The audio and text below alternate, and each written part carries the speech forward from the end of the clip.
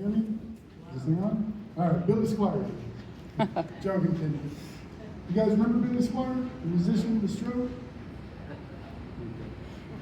My name is Michael Squier. I'm a Republican running for County Commissioner, District 4 for Sumter County. I've been here, moved down here with my family. Came down roughly around the 3rd grade. So we've been down here for over 30 years now. I went to school here. I played football here. I actually married my high school sweetheart, Sarah. I trained to be a correctional officer at WTI right down the road. I served over here at Sumter Correctional, right down the way by the National Cemetery.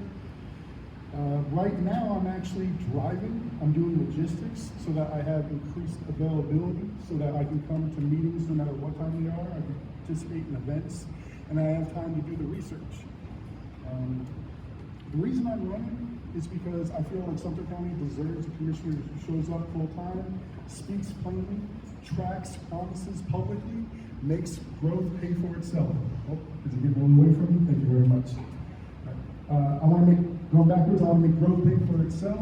I want to track promises publicly, and I like to speak plainly. There's a lot of jargon, there's a lot of paperwork, and a lot of times the issues that I'm coming across is that people have a hard time getting the information that they need, and the information that they do get tends to be hearsay, it tends to be from Facebook and other places to where it's almost accurate. What I want is I want you to have all that, taxes, projects, budgets, I want all of that on the phone. That's the kind of access I want for you, is that kind of level of access and transparency. You shouldn't have to file paperwork. You shouldn't have to beg people on the phone. If there's something you want to know about your county that's bothering you, you should be able to have it on your phone within minutes, or your grandkid's phone within minutes. You know, that's what I'm here to run for, is that kind of level of transparency and accountability. One of the things I'd like to institute or reinstitute is I'd like to bring back rotating recorded town halls.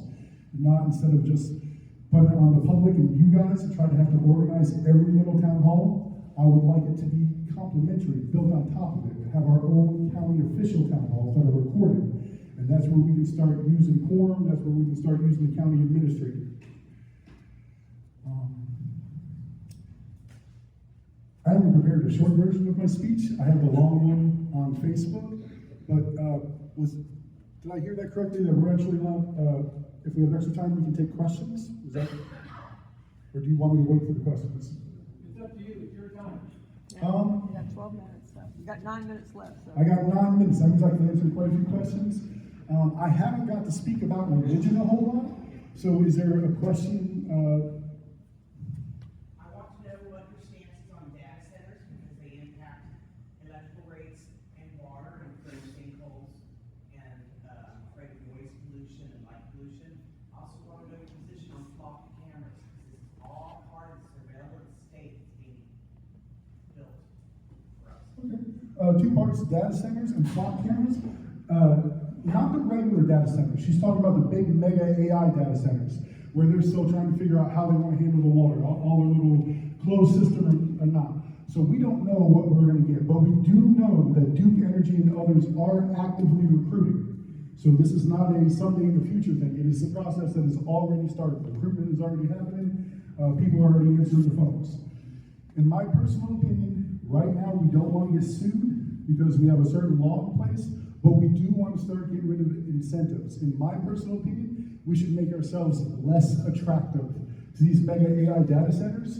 And then when we are ready, when they are ready to commit to a certain type of water system and stuff like that, and they have science and data to show us, then I think it's actually safe to let down those safeguards, maybe have temporary safeguards. We can put a timer on them, 4 years, 6 years, 10 years, so that even if it's going to be a fight down the road, those timers can come down so that when we are ready for these mega data AI centers, we can get them to come in. You know, if we want to recruit them on our terms, because this is not something that you can easily reverse.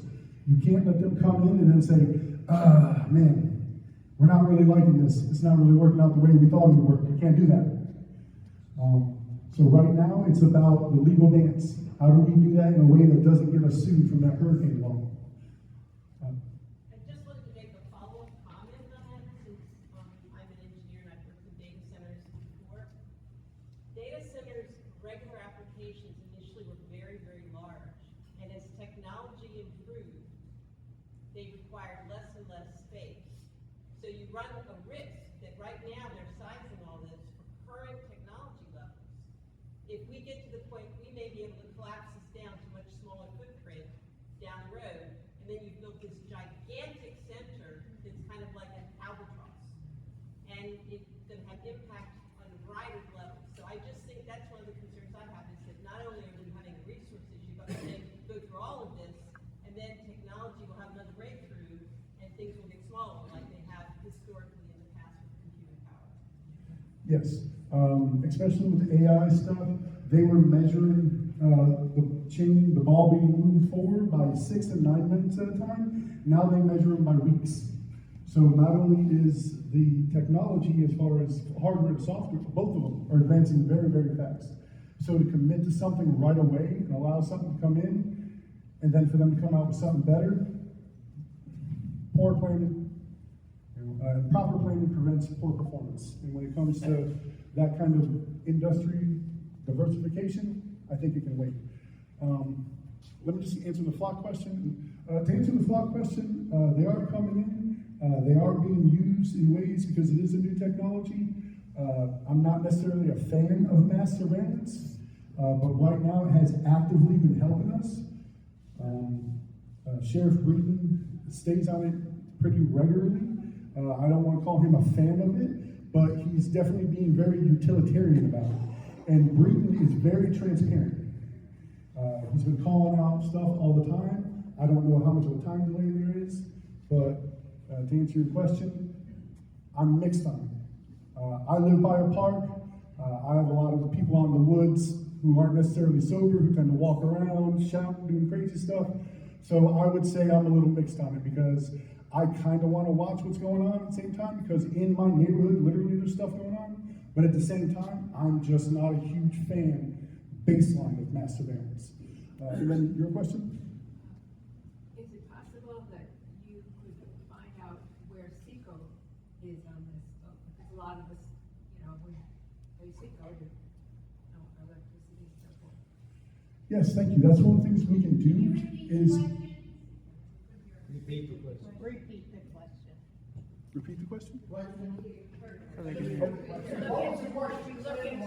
Could you look into what SECO is doing on this front, if you're aware of what Duke Energy that they're going forward with this SECO? Yes, thank you. She's asking about transparency, like in the process of recruitment, to check in to see if SECO has been successful in bringing people to the table and having conversations the way Duke has, because that is one of the processes.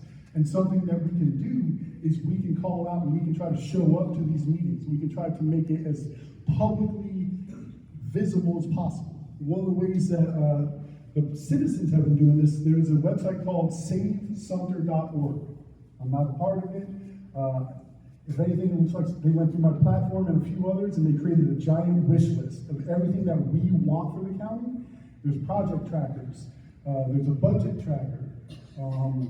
There's a few other things. I was just looking through it. SaveSumter.org. And that is the kind of thing we need, because that is specifically calling out meetings. And it's not just here in Sumter. They call out city level stuff, county level stuff, stuff in other counties that involve our water and stuff like that.